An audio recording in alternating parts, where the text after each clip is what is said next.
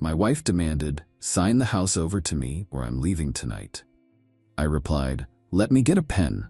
Then I handed her divorce papers instead. When she read the private investigator's report attached, her bags were already packed, but not for the reason she planned. I, 41 male, have been married to my wife for 12 years. We have no kids, she never wanted them, and I eventually accepted that. I built my landscaping business from nothing, starting with a used pickup truck and a borrowed lawnmower. Now I employ 14 people and own the house we live in outright. Paid it off 3 years ago. Last Tuesday evening, she came home from book club, more on that later, and found me in the living room watching TV. She was dressed like she was going to a cocktail party, not discussing the latest bestseller with her friends. She stood in the doorway with her arms crossed. "We need to talk." I muted the TV. "Okay." "I've been thinking about our future, about what I need, and I've decided I need security.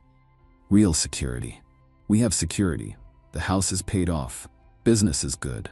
Your business, your house, everything is in your name." This wasn't new. She'd been making comments like this for months. Little jabs about how unfair it was that I owned everything. How she felt like she was just a guest in our life together. I'd offered to add her to accounts to give her more access. She always declined, saying it was too complicated.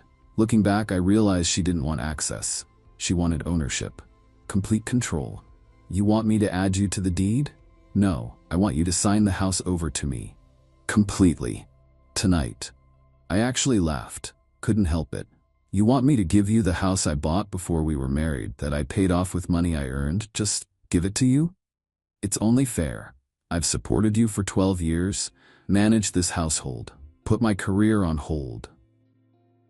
Her career was a part-time job at a boutique that she quit after 2 years because her boss was toxic. She hadn't worked in 8 years.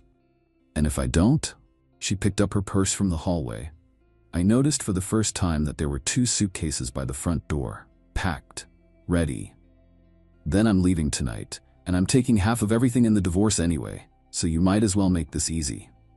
I looked at those suitcases, looked at her face, the certainty in her expression, the rehearsed ultimatum, the bags already packed before she even asked. This wasn't a negotiation, this was a script, and I knew exactly who had written it with her.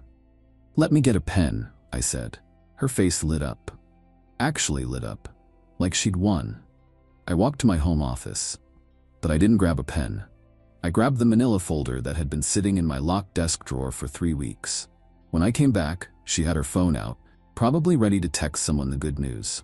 "Here," I said, handing her the folder. She opened it, expecting a deed transfer. What she found was a petition for divorce, and behind it a 42-page report from a private investigator. I watched her face change. Confusion first, then recognition, then terror. The report documented 3 months of surveillance, her book club meetings that took place at hotels, her shopping trips that ended at his apartment, photos of them together, holding hands, kissing, entering rooms, time-stamped, dated, exposed. "How?" she whispered. "Your story about book club didn't add up. You were reading The 7 Husbands of Evelyn Hugo for 4 months straight. The book's 400 pages, so I hired someone to find out what you were actually reading." She flipped through the pages, her hands shaking. There were credit card receipts, gifts she'd bought him with our money, messages the PI had photographed when she left her phone unlocked at a coffee shop, a timeline of the affair going back 14 months. "You've been spying on me?" "I've been protecting myself from someone who was planning to leave me for another man while stealing my house on the way out." "Those bags by the door, they weren't packed because you were bluffing. They were packed because you were planning to move in with him tonight." She couldn't deny it. The report included his address, an apartment in a nice part of town. The PI had photographed her car there overnight on 6 separate occasions. "I can explain. You really can't. But here's what's going to happen. You're going to sign those divorce papers, you're going to take your suitcases, and you're going to leave my house." "Our house. The deed says otherwise. I bought it 3 years before we married. It's not marital property." "I'll fight this. I'll get a lawyer." "You should. You're going to need one." She tried crying. Real tears, real sobbing. and maybe 2 years ago, it would have worked. I'd always been a sucker for her tears. Every argument we'd ever had, she'd cry and I'd apologize, even when I knew I was right. It was a pattern I'd never recognized until I was forced to see our relationship clearly. But I'd spent 3 weeks looking at photos of her with another man, reading transcripts of their conversations about their future together, seeing the life she was building without me while pretending to be my wife. The tears didn't move me anymore. They just looked like another manipulation. "I gave you 12 years, she said through tears. "You gave me lies? The last 14 months at least, maybe longer. It just happened. Book club just happened. Hotel rooms just happened. The apartment you were planning to move into tonight just happened." She went silent. I pointed at the door. "Your suitcases are already packed. Convenient. Use them." She picked up her bags with shaking hands. At the door, she turned back. "You're going to regret this. I'm going to take everything." "You're going to try." She left. I locked the door behind her. Then I sat on my couch and stared at the wall for about an hour. 12 years. 12 years of building a life together. And this is how it ended. Not with a conversation about problems we could work on. Not with counseling or compromise. But with an ultimatum and packed bags. Planned to the minute. I'd known for 3 weeks. 3 weeks of smiling at her across the dinner table, watching her get ready for her book club, listening to her talk about her day. 3 weeks of knowing my marriage was a performance, and she was the only one who didn't know she'd been exposed. The hardest part was the acting, pretending everything was normal when I had photos of her kissing another man on my phone, pretending to believe her lies when I knew exactly where she'd been, who she'd been with, what she'd been doing. I'd wanted to confront her immediately. The night I got the first batch of photos from the PI, I nearly lost it. Sat in my truck outside our house for an hour, just gripping the steering wheel, trying to decide what to do. But I'd called my lawyer first. She'd been clear. Don't confront her until you have all the evidence. Don't give her time to delete messages, hide assets, or craft a narrative. Build your case, then act. So I waited, and it was the longest 3 weeks of my life. Update 1. 1 week later, the entitlement started immediately. The morning after she left, I got a call from her mother. I let it go to voicemail. The message was 20 minutes of screaming about how I was throwing away 12 years and humiliating her daughter and being cruel for no reason. No reason. Like the photos of her daughter with another man were nothing. Then came the text from her sister. "You're really doing this over a mistake? She was unhappy. That's your fault. Real men fight for their marriages." I didn't respond, just screenshotted everything and sent it to my lawyer. Speaking of my lawyer, I found a good one. Expensive, but worth it. She reviewed my situation and gave me the breakdown. The house was mine, purchased before marriage, paid off with separate funds. In our state, that's clear separate property, not up for division. My business was more complicated. Started before marriage, but grew significantly during. She could claim a portion of the appreciation. My lawyer estimated 20 to 30% depending on what a judge decided. Spousal support was likely. 12 years of marriage, she hadn't worked in 8. Even with the affair, courts in our state don't really factor that into alimony calculations. No-fault divorce means no fault, my lawyer explained. The affair helps with asset division arguments, but you'll probably still get support. That stung, paying the woman who cheated on me to maintain her lifestyle while she built a new life with someone else. But that's the law. Then came the first dirty trick. Her lawyer sent mine a letter claiming I had forcibly removed her from the marital home and denied her access to her belongings. They wanted emergency access to the house to retrieve her personal property. I hadn't denied her anything. She'd packed her bags herself. She'd walked out on her own 2 feet. I agreed to a supervised retrieval. My lawyer present, her lawyer present. Scheduled for Saturday. She showed up with a moving truck, not a car, a full-size moving truck. "What are you doing?" I asked. "Getting my belongings. Your clothes and personal items, not the furniture I bought." Her lawyer stepped in. "My client has a right to marital property. The furniture was purchased before the marriage. I have the receipts." I'd spent the week gathering every receipt, every bank statement, every proof of purchase I could find. The TV? Bought it in 2011, 3 years before we married. The couch? Same.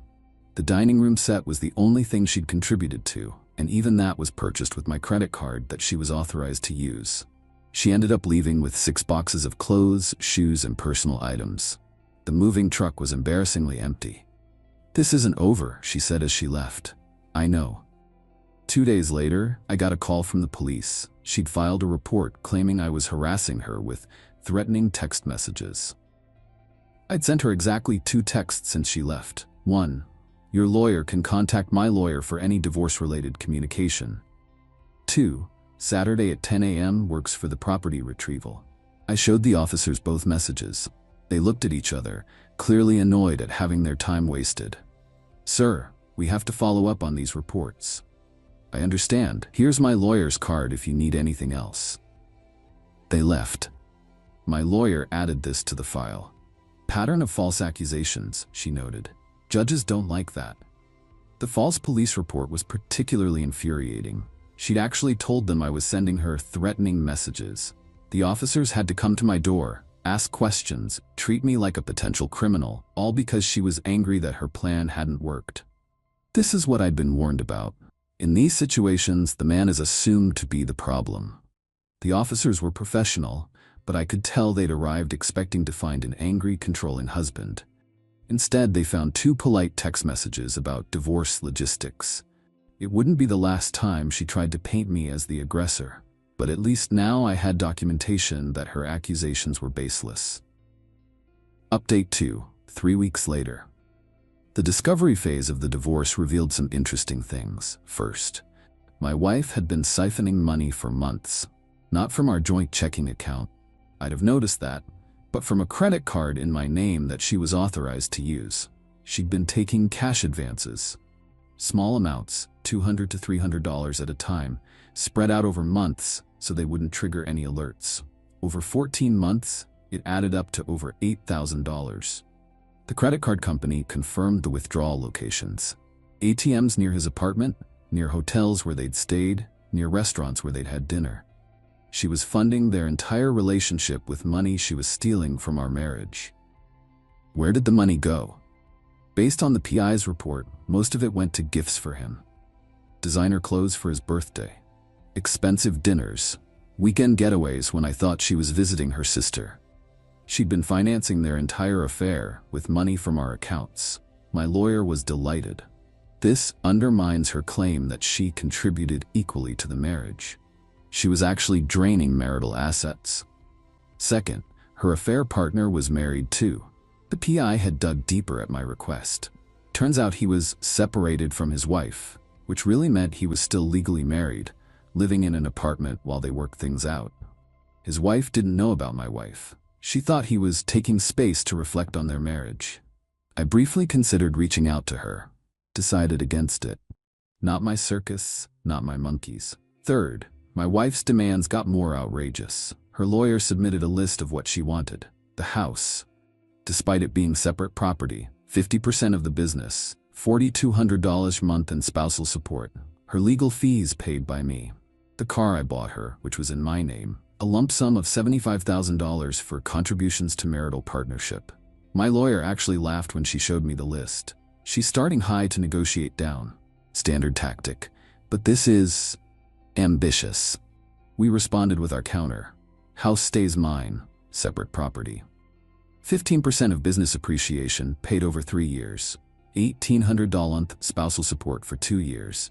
Each party pays their own legal fees. She can keep the car. It was a 2019 Toyota with 85,000 miles, worth maybe $12,000. No lump sum. She rejected it immediately. Of course. But the real escalation came from her family. Her brother showed up at my business. Just walked into my office while I was meeting with a client about a major commercial landscaping contract. "We need to talk." I apologized to my client, a property manager who controlled contracts for 3 apartment complexes, and stepped outside. "Great first impression." "Thanks, brother-in-law. Your sister made her choices. I'm not discussing this with you." "She made a mistake. You're destroying her over it.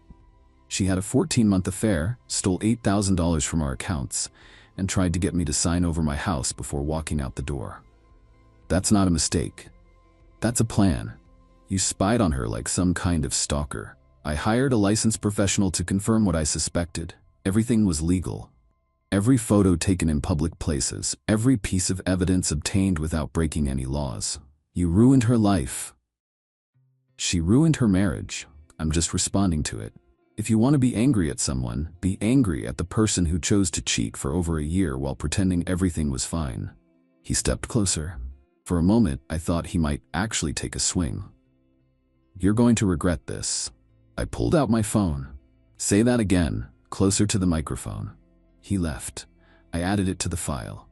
Then her mother called my mother, gave her an earful about how I was being cruel and vindictive and destroying her daughter's mental health. My mom, bless her, responded with, maybe your daughter shouldn't have slept with another man for a year while married to my son. Click. The mediation was scheduled for next month.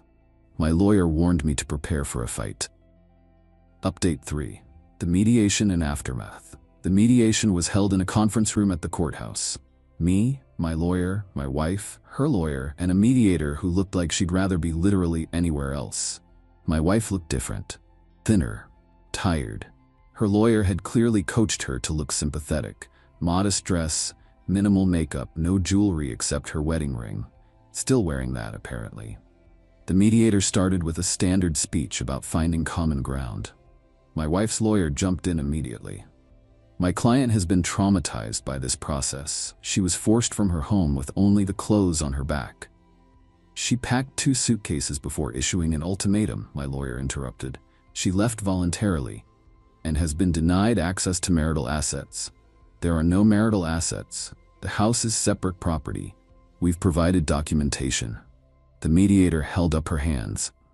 Let's focus on what can actually be divided. We went through it all. The business was the sticking point.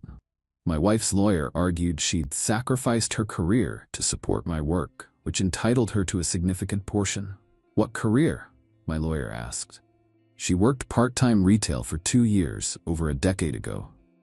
She managed the household, which allowed him to focus on building his business. She also conducted a 14-month affair and embezzled over $8,000 during that time. The mediator looked at the PI report, at the credit card statements, at the timeline of the affair. This does complicate your client's position, she told my wife's lawyer. My wife finally spoke. I made a mistake, but that doesn't erase 12 years of marriage. No, I said, but it explains why you were so eager to get me to sign over the house before you walked out. That's not, I wasn't. Your bags were packed, his apartment was ready, you had the whole thing planned. The only part you didn't expect was me saying no. She didn't have an answer for that. The mediation lasted 4 hours. In the end, we reached an agreement, not because either side was happy, but because going to trial would cost us both more than we'd gain. My lawyer had warned me about this part. Trials are expensive and unpredictable. Even with strong evidence, judges have discretion. A bad day, a sympathetic view of your wife, and suddenly you're paying more than you should. Sometimes the smart move is to settle for something you can control, rather than gamble on something you can't. I hated it. Every fiber of my being wanted to fight, to make her face a judge and explain her actions in open court. But my lawyer was right. A trial could take a year, cost $50,000 in legal fees, and might not give me a better outcome than what we could negotiate now. So we negotiated. For 4 exhausting hours. The settlement. The house remained mine. Completely. This wasn't negotiable. Her lawyer tried one more time to argue marital home status, pointing out that we'd lived there together for 12 years. But the deed was in my name, purchased with my money, before we were married. The law was clear. She got 20% of the business's appreciation during the marriage, about $68,000, paid over 4 years. I didn't love it, but my lawyer said a judge might have given her more. She'll argue she supported your career by managing the household. It's a weak argument, but not groundless. 20% with the affair evidence is actually a decent outcome. Spousal support. $2,100 per month for 3 years. After that, she was on her own. She wanted indefinite support. She didn't get it. Her lawyer argued she'd sacrificed her earning potential for the marriage. Mine countered that she'd had 8 years to find employment and chose not to. The mediator sided with a time-limited approach.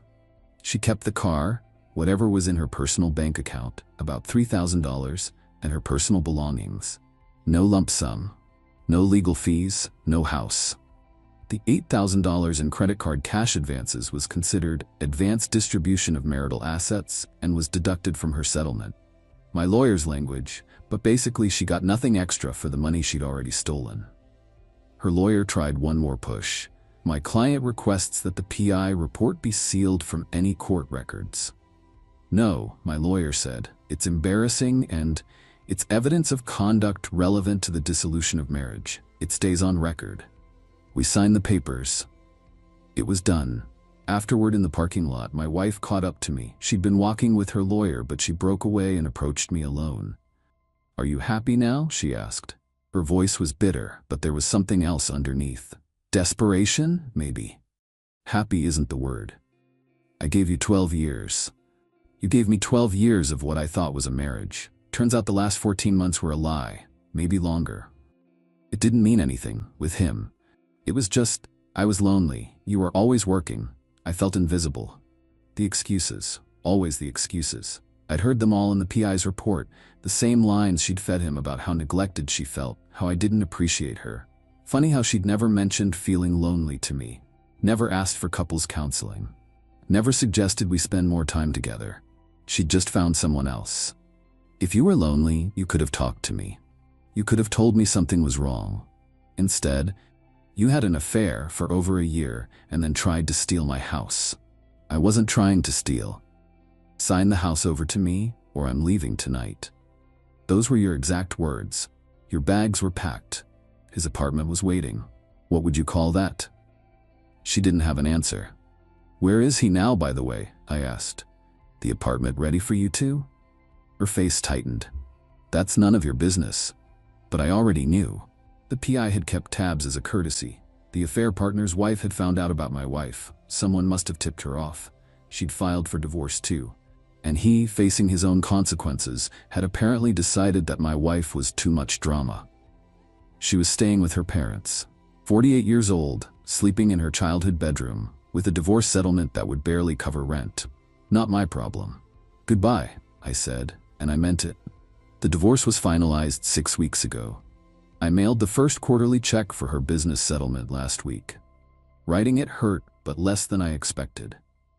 It's just money. I'll make more. The spousal support is automatic. Direct deposit on the 1st of each month. I try not to think about it. My house is quiet now. 12 years of marriage, and the only thing she left behind was a hairbrush in the bathroom drawer and some expired vitamins in the kitchen cabinet. I threw them both away. I've been slowly reclaiming the space, rearranged the living room furniture, took down the photos of us that lined the hallway, painted the bedroom a different color. She'd chosen the original, and I couldn't look at those walls anymore without thinking of her. It's strange, living alone after so long. The silence is loud sometimes, but it's my silence. My space, my life. My business is fine. Actually, it's doing better. Maybe because I'm focused again. Maybe because I'm not coming home to lies every night. Either way, the books look good. Her family still hates me. Blocked them all. Her mother, her sister, her brother. I don't need their opinions. My family has been supportive. My mom calls every Sunday. My brother came over last weekend to watch football. Small things, but they help. Am I okay? Not really. Not yet. 12 years is a long time. You don't just shake that off because you find out it ended with betrayal. There are moments when I forget, just for a second, and expect to hear her voice. Then I remember, and it hits all over again. The hardest part isn't the betrayal itself, though that's bad enough. The hardest part is questioning everything that came before it. Was any of it real? Did she love me at any point, or was I always just convenient? Every memory I have of our marriage is now tinted with doubt. Our wedding, our anniversaries, that trip we took for our 10th anniversary where she said she'd never been happier. Was she already thinking about leaving? Already looking for something else? I'll probably never know. And somehow not knowing is worse than any answer she could give me. But I'm better than I was. Every day, a little better. The night she gave me that ultimatum, sign over the house or I'm leaving, she thought she had all the power. She thought I'd crumble, beg, give her whatever she wanted to keep her. She didn't expect me to already know, didn't expect the folder, didn't expect to walk out the door with her own suitcases and nothing else. She wanted to leave me holding nothing while she started her new life. Instead, she left with exactly what she'd earned: a modest settlement, no house, and the knowledge that her husband saw through every lie. Her bags were packed that night. She was right about that. But they weren't taking her where she thought they'd go. I still have the house. I still have my business. I still have my dignity. She has $2,100 a month, a settlement that'll be paid off in 4 years, and a childhood bedroom at her parents' house. Some nights, I think about that ultimatum. Sign the house over to me, or I'm leaving tonight. I didn't sign anything over, and she left anyway. Funny how that worked out.